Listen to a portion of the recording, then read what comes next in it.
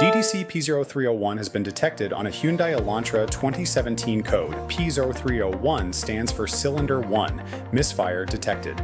If your vehicle is experiencing this issue, you may notice the following symptoms. The most common and effective fix for this trouble code is to replace the ignition coils.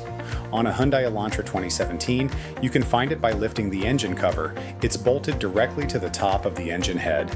Thanks for watching. Always check your vehicle service manual and use proper personal protective equipment when performing repairs. See you in the next video.